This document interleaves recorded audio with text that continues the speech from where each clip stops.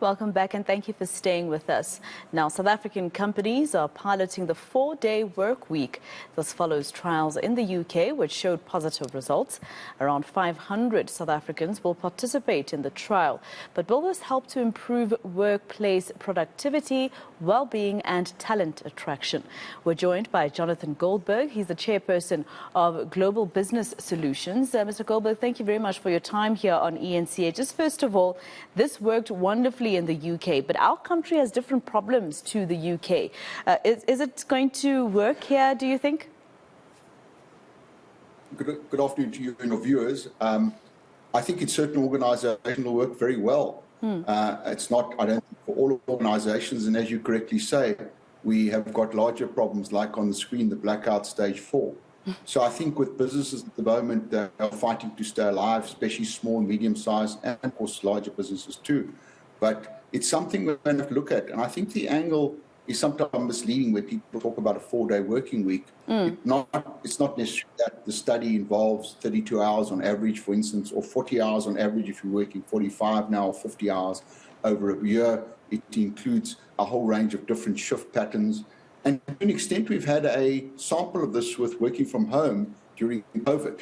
And we need to look at those experiences and the productivity that's been gained and, of course, lost in respect of working from home, not sitting in the traffic more efficiently. For me, I'm working much more efficiency and unfortunately longer hours because of Zoom, Teams and other technology platforms that are available.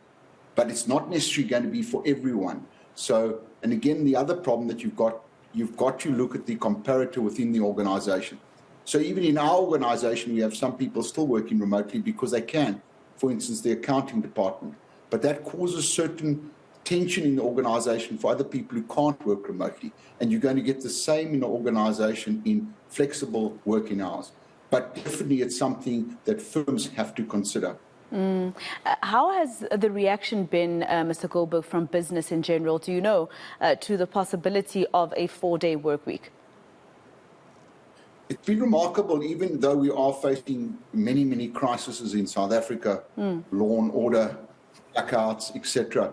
It's amazing to me to see that how many people are actually interested in looking at it.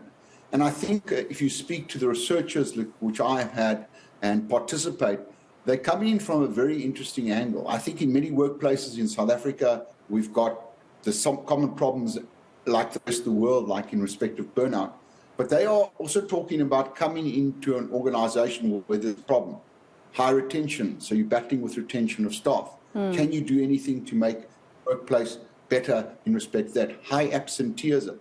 So we failed in many organizations in South Africa, high absenteeism, and the discipline and elements that we've utilized to try solve for that. So a new angle and a new approach is being welcomed by a lot of South African businesses. And even though our circumstances are very tough at the moment, it's encouraging to see people saying, well, we need to look at an alternative model. The old models will not last forever and will not work forever. What will this mean, this 4-day work week, if it is passed? What will it mean in terms of our labor law in South Africa? For instance, it mentions 5 days a week, 40 to 45 hours a week, and double pay if you work on a Sunday, etc.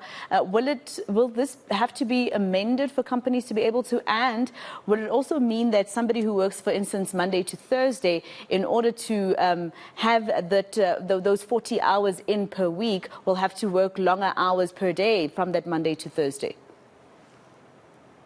Well, let's break it up. There are many models. But South African labour law for people who earn under the threshold now about 241,000 rand per annum. If you earn less than that, effectively you've got a maximum hours per week of 45 hours. So this is not intended to change national legislation. There are negotiations ongoing at the moment in respect to changes to the Basic Conditions of Employment Act, and that's where that's contained. And there could be some movement there based on negotiations over a period of time. But that's national legislation. This is a voluntary program, and it would be voluntarily taken on board by organizations. Of course, much more difficult in manufacturing, but if you look at the findings, and it's nice what's happening here, these are independent findings. They're not driven by they're driven by universities and independent researchers coming out with real facts. It's even available in manufacturing organizations. And you look at worldwide, there's some large manufacturing organizations that are getting on board with shortening their hours and getting the same amount of productivity out.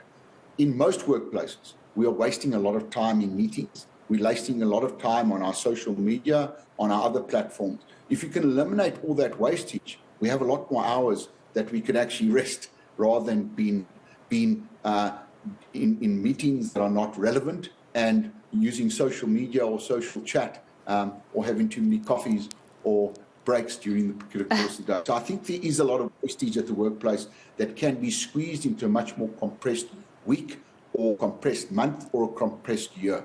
And I imagine this will probably also deal with our unemployment crisis in South Africa, because it means if companies only have a person from Monday to Thursday, but they still need to continue with production, like where I work, we are a 365, 7 days a week type of companies. We have to give you the news every single day. So I imagine if someone is working Monday to Thursday, another team would be needed from the Friday to the Monday as well. And this might deal with our unemployment crisis. But does it mean that those who work Monday to Thursday suddenly have to have their salaries cut? Well, I mean, that's going to be the debate. But this model doesn't envisage a salary cut. It expects the same output with less hours. So your model is a great model which could be negotiated, because remember, you're entitled to your current pay in terms of conditional employment until we renegotiate that. But there are definitely people at the workplace who might say, I'm quite happy to work a 4-day week instead of a 5 or 6 day working week and take a salary cut. So there are those circumstances, but unfortunately, this is not really a solution to our unemployment problem. Yeah. One of the solutions to our unemployment problem is better productivity. And if this less hours can produce more productivity than we're currently getting in our organizations, then, of course, you create opportunity and you create job opportunities at the same time. And you touch the raw nerve. The raw nerve of South Africans concerned about South Africa. We have to solve for the unemployment problem at a rapid rate and in volume. Otherwise, we'll have continual social unrest.